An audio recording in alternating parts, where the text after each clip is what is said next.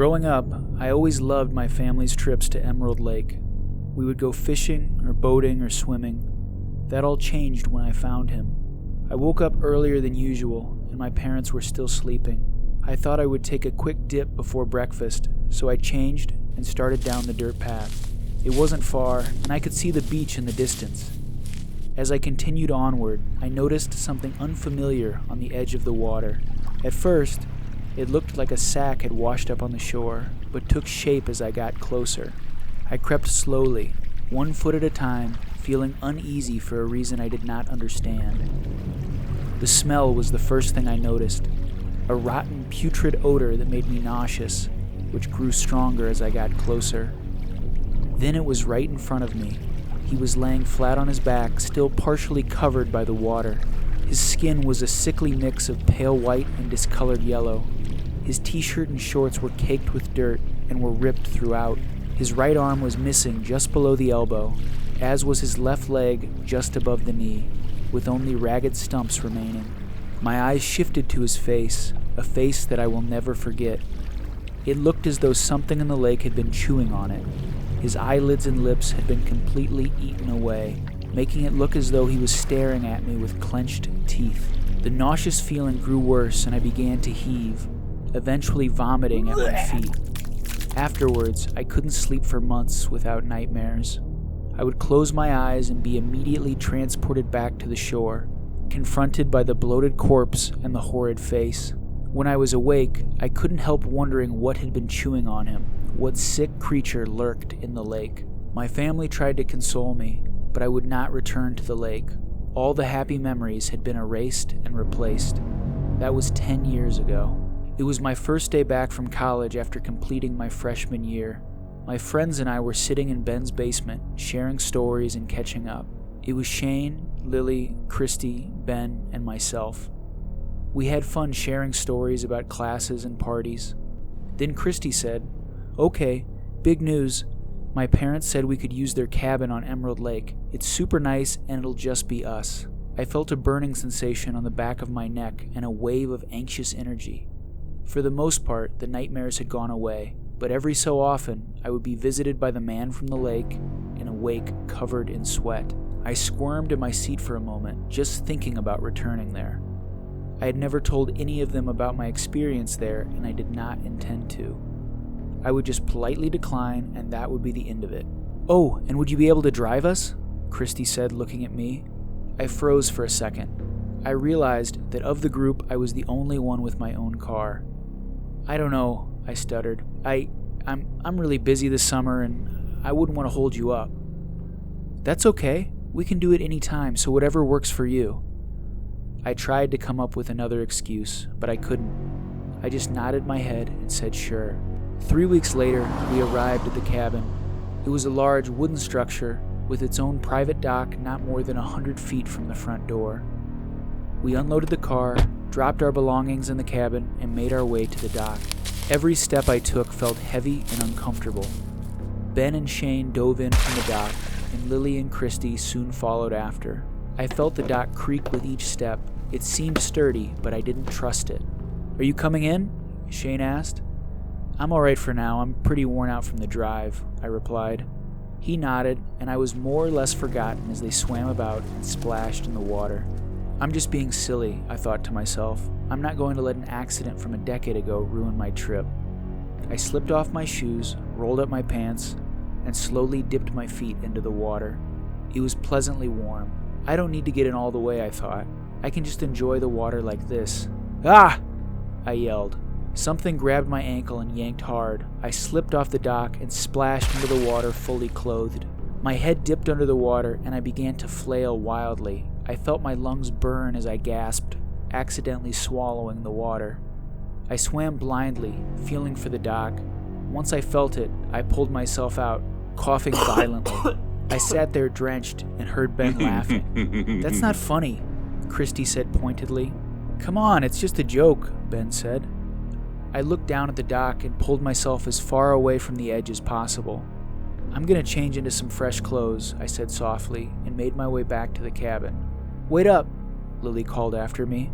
"Hey, I'm sorry about Ben." "It's fine. I'm just a little nervous around water. I'm gonna take a moment and I'll catch up with you all later."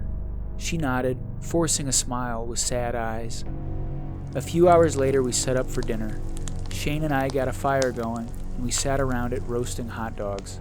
"Have you all heard the stories about Emerald Lake?" Ben asked. We shook our heads. "They say that something ancient lives here at the deepest depths of the lake. Hundreds of years ago, there was a river connected to this lake that ran all the way to the ocean. Something swam up it and got stuck somehow. Now it waits under the water, dragging anyone unlucky enough to cross its path down to the bottom of the lake. Every year, people go missing here. People say they drown, but their bodies are almost never recovered. And when they are, it looks as though something has taken bites out of them." My blood ran cold and my heart started racing. I thought again of the man on the beach, the missing limbs, and his chewed-up face. "That's so dumb," Christy said.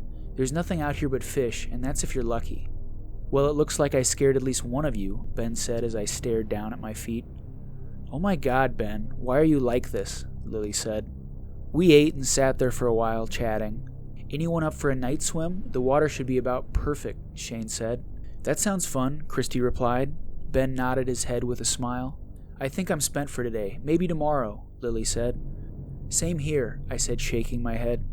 A few moments later, they departed for the water. Lily and I sat there for a while, enjoying the fire, and then eventually turned in. It wasn't until I was in my bed that I realized how exhausted I was. The sun had a way of zapping my energy. I fell asleep quickly, but was plagued by dreams of the man on the beach, haunted by images of his missing limbs and dead eyes upon me. I awoke abruptly. The clock on the wall read 3 a.m. It was clear I wouldn't be able to fall back asleep, so I got dressed and went down to the kitchen to find something for a late-night snack. Lily had fallen asleep in a chair in the living room and woke up to the sounds of me rummaging through the fridge. "Sorry," I said. "Just looking for something to eat." "That's okay. I was waiting for the others to get back, but I guess I dozed off." "They aren't back yet?" I asked. "Maybe we just didn't hear them," Lily said. We checked the rooms, only to find empty beds and suitcases. "This doesn't seem right. We should go check on them," she said. We headed down the path to the dock, not sure what to expect. The moon was bright in the sky, and it was eerily quiet. We reached the dock, and on a distant sandbank, we could see Christy and Ben. "Hey!" I called out. "Are you okay?" When they heard us, they began to shout frantically, waving for us to approach. We couldn't make out most of what they were saying, only comprehending bits and pieces, but we could distinctly hear both pleas and help. "We need to get out to them," Lily said. There was an old rowboat on the side of the dock. Lily stepped in and turned back, waiting for me to follow. I stood at the edge of the dock, frozen. "Come on," Lily said. "They need our help." I stepped in, and I could feel the boat shifting under my weight. I sat between the oars, and Lily untied us. I began rowing, trying my best to just look at the boat's floor. I couldn't bear the thought of the cold black abyss around us. Push forward and pull back. Push forward and pull back. Just focus on the rowing, I thought. We'd be there soon enough. "We're almost there," Lily said. Then we felt something push on the bottom of the boat, shaking it. What was that? Maybe just a rock? Then it came again, this time from another direction, tilting the boat to one side. I kept rowing as fast as I could, desperate to make it to land. Then I felt the boat raise up like something massive was pushing up on us. It lifted up the nose of the boat until Lily and I both tumbled out, splashing into the water. At first I was disoriented, struggling to gather my bearings. I found the water's surface and spotted the sandbank. I looked for Lily, but I couldn't see her. I mustered as much courage as I could and dove under the water's surface, searching blindly for her. I forced my eyes open under the water, but it was too dark to see. I searched for as long as my lungs would allow me. When I surfaced, there was no sign of her. I swam as quickly as I could to the sandbank. Christy and Ben were frantic. "Where's Lily?" Christy asked. "She fell in the water with me, but I couldn't find her." "Shane's missing too," she cried. "Something's out there," Ben said. "We were swimming and it just pulled him down." As we stood there talking, we heard movement in the water behind us. Something huge and terrible began to emerge from the water. At first, it was too dark to see, but as it crept closer, we could see more and more of it. It had a long neck that led to a mouth full of teeth. It had many strange appendages that were somewhere between feet and fins. Its skin was pale and loose, with slick, saggy folds. Once ashore, it looked awkward, but moved surprisingly swiftly on land. All of a sudden, it was upon us. We turned to run and could hear its terrible footsteps behind us. We scattered, trying to find the edges of our tiny refuge on the sandbar. Christy was the unlucky one, and it charged her. It swung its large neck down to the ground and trapped her foot in its toothy maw. She screamed as it hoisted her into the air. I reached out and took hold of her hand, but the creature was too strong. With a flick of its neck, it threw me off. I could only watch as it receded into the dark water, dragging Christy with it. "What do we do now?" Ben said. I don't know, I replied. "We need to help them."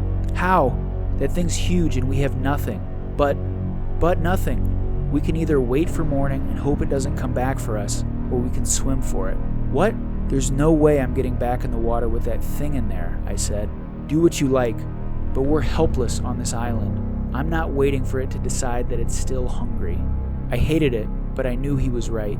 We waded into the water, and I took one last look at the dock in the distance before diving under. I swam as fast and as hard as I could. Part of me expected to be dragged under the water immediately, but as I made more and more progress, I allowed myself to believe that I would make it. Eventually, I felt the soft sand on the shore and pulled myself onto the beach. I stood on the dock for nearly an hour. Ben was not as lucky.